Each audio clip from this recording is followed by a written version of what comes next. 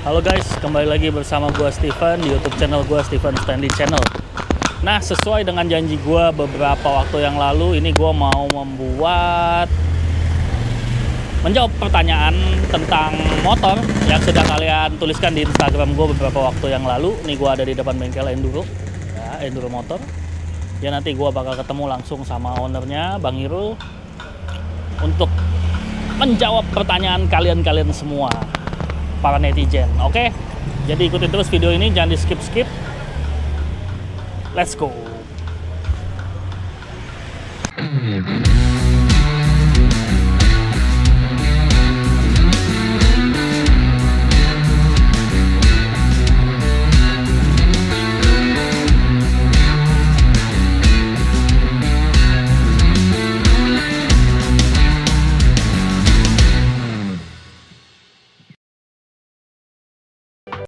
Oke, jadi gua udah ada di bengkel Enduro nih, di depan gua udah ada Bang Irul. Halo Bang. Halo, selamat malam. Selamat malam Bang Irul. Bang, ini perkenalin diri dulu dong. Oke, siap. Kita perkenalkan diri dulu. Iya. Dari bengkel Enduro Motor, nama saya Hairul.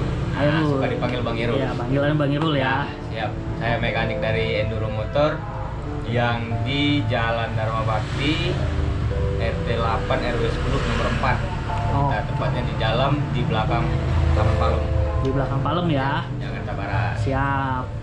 Di sini nerima apa aja, Bang? Kita di sini nerima servis biasa, nerima servis bore up, stroke up, custom, las, ngecek kita nerima di sini. Semua kita angkut. Yang penting dijadwalkan. Oke.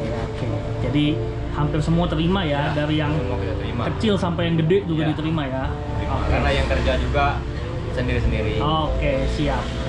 Oke, kalau gitu langsung aja Bang. Kita kan kemarin janji ya bikin postingan buat ngejawab Iya. pertanyaan netizen nih, teman-teman gua yang mau bertanya soal mesin dan lain-lainnya. Langsung aja ya Bang ya. Oke, siap. Kita Oke. jawab semampunya. Oke, jawab semampunya Bang Irul. Bang, pertanyaan pertama dari user.juliantop2. Bang, kalau gigi 2 masih ngeden itu kenapa ya? Padahal baru ganti oli. Oh, itu untuk motornya Revo.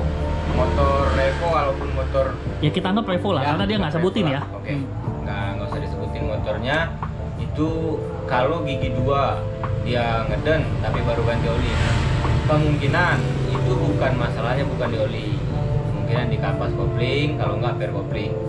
Nah, walaupun kampasnya baru, dan per koplingnya itu lemah, itu tetap dia ngeden. Dan gigi 2, gigi 3, gigi 4-nya itu pasti berasa juga. Oh, jadi sebenarnya nggak cuma di gigi 2 ya Bang ya? Enggak, sebenarnya nggak cuma di gigi 2 doang, karena mungkin gigi 2-nya yang terlalu parah. Oke. Itu. Oke, ya itu ya. Lanjut Bang, kita ke pertanyaan kedua dari Vicky Halfiansyah 24. Bang, kalau bunyi mesin tek apa ya yang harus diganti? Terus kalau mau servis kelistrikan biayanya berapa? Terima kasih. Oh, oke. Kalau buat mesin, kalau bunyinya tek ngeretek ataupun krotok atau gimana gitu kan. Nah, itu nggak bisa dipastikan secara video ataupun cuman via telepon. Itu baiknya cek langsung. Kemungkinan kalau cuman mesin standar kemungkinan kettle dan piston itu kemungkinan, tapi nggak bisa dipastikan. Nah, dan buat kabel bodi itu beda bengkel beda harga, karena nggak semua bengkel sama, mungkin medianya berbeda, bahan dan alat-alat mereka berbeda.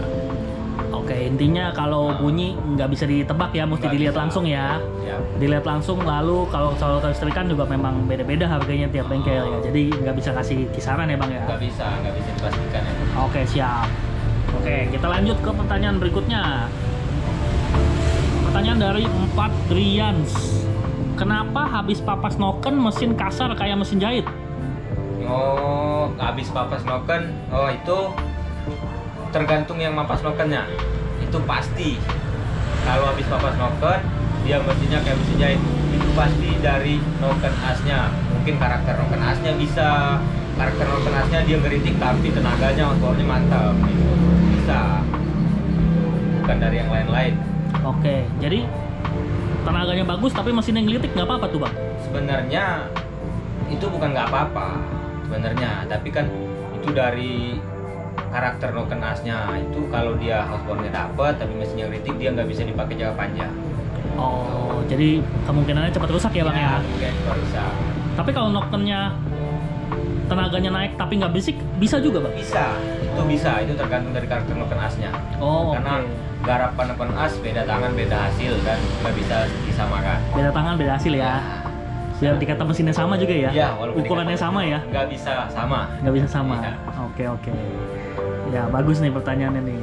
Lanjut dari Insan Habibullah. Absolute Revo udah pakai rumah kopling Karisma. Keluhan kopling sering selip ketika gas ditarik dan dimasukkan gigi secara cepat.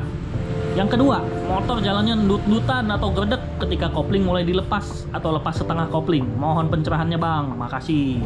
Oh itu masalah perkoplingan. Perkoplingan itu kalau dia kopling kampas baru rumahan Supraek ya. Iya. Nah, rumahan Supraek. Supra dan Karisma. Supra dan Karisma itu seharusnya sama. Nah tapi kalau dia diaplikasikan, dicustomkan ke repo harusnya lebih baik. Nah dan kalau masalah selip itu pastinya dari karet bisa gitu. Karet dan perkoplingnya tidak mendukung. Nah, itu yang kalau dia tetap selip. Oke. Kalau dia yang pertanyaan kedua, dia gerdek setengah kopling, itu rumahan koplingnya nggak rata. Itu pas customnya nggak rata pakai bubut. Oh, berarti ada yang nggak rata ya? Ada yang nggak rata, lebih dipresisiin aja, ntar dicek lagi. Bisa kok, itu bukan masalah yang serius banget dan bisa di handle lagi, bisa dibalikin lagi, diukur lagi. Oke. Kalau soal partnya tuh KW sama original beda nggak bang? Itu berbeda. Nah kalau KW dia bisa, kalau dia partnya KW dia nih, kalau part KW saya ini kalau part KW dia lebih menggilap ya, bentuknya lebih bagus, lebih menarik, tapi ketebalan dan ketahanannya beda. Oh, Itu kalau part KW. Nah tapi kalau part yang original mungkin kelihatannya fisiknya lebih jelek, kusem ya? Iya lebih kusem, tapi makainya lebih mantap. Oh, jadi pengaruh juga ya bang? Pengaruh gitu. Walaupun dia baru tapi barang KW tetap pengaruh. Oke, siap. Ya. Oke, lanjut lagi. Ini pertanyaan dari ID-nya Lahloh. Bang, mau tanya cara buat Revo nafasnya panjang tiap mau pindah gigi, tapi tetap mesin standar bang. Moga dijawab. Kalau mesin Revo biar nafas panjang, tapi mesin standar. Mesin standar itu hitungan standar itu strokan dan bore up. Nah, tapi kalau buat pengen nafas panjang aja, dia di nokennya di custom dan bisa di porting, menyesuaikan. Oh, jadi Bisa. cukup di Ya. custom noken sama porting juga udah cukup. Juga udah cukup karena pengen napas panjang, bukan tenaganya yang lebih mantap gitu. Oke, jadi dari noken juga Ya. pengaruh ya bang ya? Dari noken pengaruh dia, karena dia kalau standar, nah dia kan hitungan standar itu dari bore up sama stroke up. Nah kalau bore upnya udah dimainin, naikin, berarti dia udah nggak standar hitungannya. Iya. Bisa dari noken sama portingan. Oke. Siap. Lanjut ya. Pertanyaan berikutnya ini dari Pengepul Joran. Mending pilih part aftermarket atau original copotan motor dengan keadaan copotannya tuh yang layak pakai. Ini untuk part-part CDI, coil, pure coupling, dan pure clap, kruk as sama karbu. Mendingan Oke. copotan apa Kita jawab. aftermarket bang? Itu tergantung selera, tergantung yang pemilik motor. Kalau kebanyakan orang itu mending memilih dia copotan tapi barang original bawaan, karena kekuatannya udah teruji gitu pasti, daripada dari lain-lain. Nah, semua dari CDI, wheel, pair lap, pair coupling itu kruk as dan karbu itu mending bawaan motor tapi dia layak pakai, bukan baru. Daripada yang embel-embel racing ya? Ya, dari yang embel-embel racing mending di custom yang kalau pengen butuh. Kalau memang dia mau di custom, mending di custom yang original. Oke. Siap. Lanjut Bang. Ini dari Rizky Gahinsyah. Kalau mau ubah pengereman belakang ke disk, apa aja yang dirubah? Terus tolong kasih tahu dong spare part yang PNP. Soalnya mau belajar bongkar sendiri. Hehehe. Oke, buat pengereman nih kaki-kaki, buat pengereman belakang. Nah, kalau mau ubah jadi disk, nah yang belakang tuh sebenarnya yang namanya PNP itu nggak ada. Nggak ada yang PNP ya? Nggak PNP. mungkin bisa PNP. Kecuali standar, beliin yang standar, nah itu baru PNP. Iya. Pasang, pakai tie gitu. Kalau namanya custom pengen rubah-rubah tuh nggak ada yang PNP. Nah, kecuali lu beli bekas pakai. Nah, kalau beli bekas pakai baru bisa. Iya, itu udah PNP ya? Udah PNP karena udah nyetel. Iya. Kalau mau merubah sendiri, pengereman belakang kalau nggak terlalu ribet, nyarinya punya bebek juga, bebek bis belakang, punyanya Supra. Honda Supra itu bisa, Satria juga bisa belakang, terus belakang. Tapi kalau buat nyari yang PNP itu nggak ada yang nyari PNP. Ya kalau untuk di Revo kasusnya sih gue pernah temen gue beli itu dia PNP hampir lah 90% tapi nggak 100% ya. Dia beli punya Supra X blade new yang double disc, tapi dari swing arm, pelek belakang, pengereman belakang sampai pedal remnya juga semua itu. Tapi nggak 100% lah, tetap ada rubahan sedikit. Tetap ada rubahan. Tapi ya mahal jadinya. Iya mahal karena kan orang bikin dia jadi PNP tuh nggak semahal beli semua ya. Iya, lebih mahal tenaga dan pikiran ilmunya gitu daripada beli baru kan? Bener. Siap. Oke, lanjut Bang. Ini dari Benny 04. Racikan bore up Revo Absolute 130 cc apa aja Om? 100. Oh, racikan bore up 130 cc. Oke. Kalau Revo kan 110 ya? Iya. 110. Nah, kalau racikan bore up 135 cc, naikin piston ya pasti piston, cari pistonnya yang lebih enteng. Cukup. Ada ukuran yang lebih gede tapi lebih enteng? Ada ukuran yang lebih gede, lebih enteng, dia kan custom. Oh gitu. Contohnya ke BT gitu. Oh, oke. Ya nyarinya lebih enteng dan noken as di custom, terus portingan disesuaikan, itu karbu itu pasti, knalpot itu menyesuaikan 135 tapi dia masih bisa buat harian. Masih bisa buat harian. Bisa buat harian.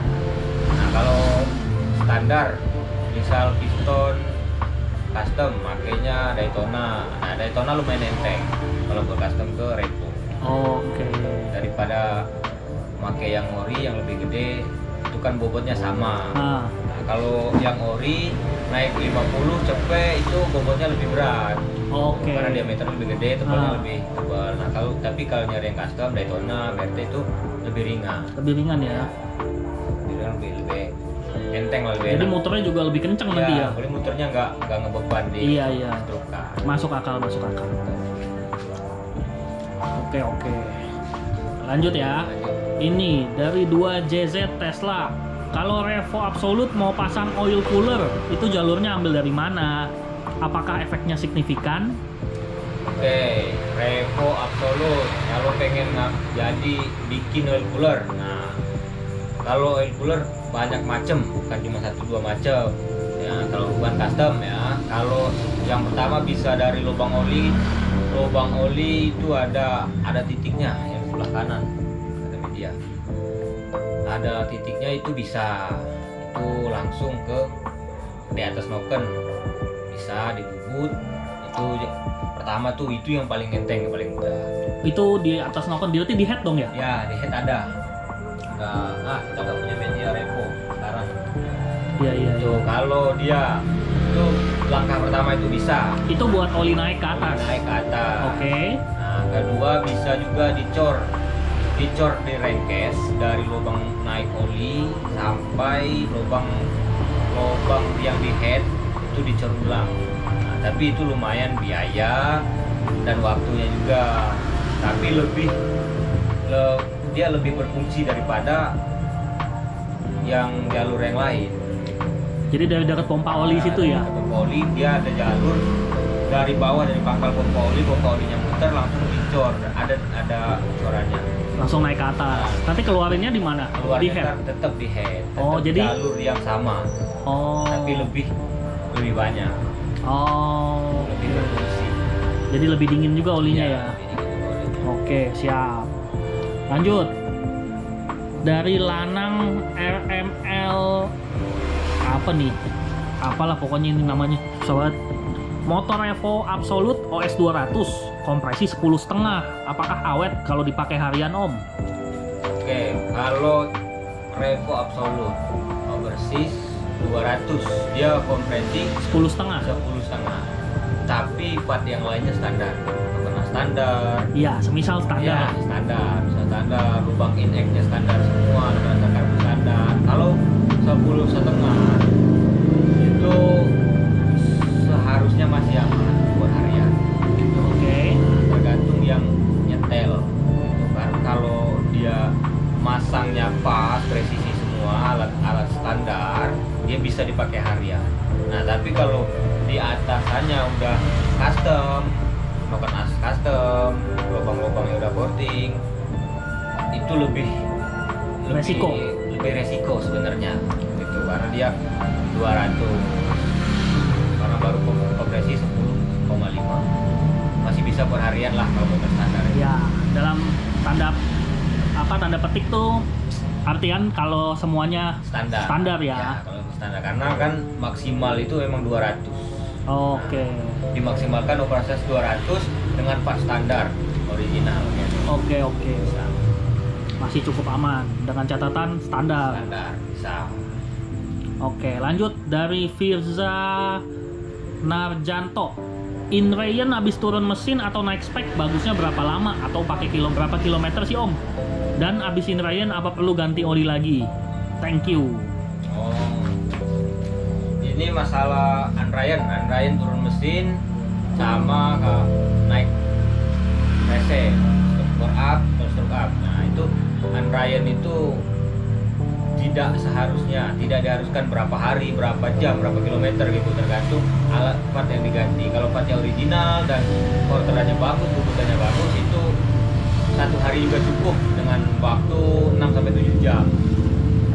Itu cukup buat Unryan. Tapi kalau buat oli dimaksimalkan 1 minggu pemakaian. Maksimal seminggu. Ya, maksimal itu baru diganti olinya, karena oli itu bermaksud tujuannya buat nyuci yang bekas bubur, bekas ganti, bekas bensin gitu, dicuci. Maksimalkan 1 minggu diganti biar awet. Oke, siap. Oke Bang, ini udah semua nih ternyata pertanyaannya. Jadi gimana pendapat kalian? Cukup puas nggak nih sama jawabannya Bang Irul? Ya semoga aja ini bisa membantu ya menjawab pertanyaan kalian tentang motor. Oke? Jangan lupa komen di bawah apa pendapat kalian tentang video ini. Jika memang nanti responnya bagus, kita bisa bikin lagi Bang ya? Bisa, nanti kita tahu kalau responnya bagus. Iya. Kalau ada kekurangan boleh di kolom komentar. Iya. Nanti kita bikin video lagi. Oke, kalau memang ini responnya bagus, kalau memang ini menurut kalian berguna, komentar yang banyak ya. Kalau ramai nanti kita bikin lagi video seperti ini. Oke? Jangan lupa like video ini jika kalian suka, komentar di bawah, dan subscribe ke channel gua jika belum. Follow juga Instagram gua dan Instagramnya Bengkel Enduro ya. Iya. Nanti ada di sini Enduro Motor. Oke? Thank you ya Bang Irul ya. Oke, sama-sama. Sampai ketemu lagi di video yang akan datang. Dah.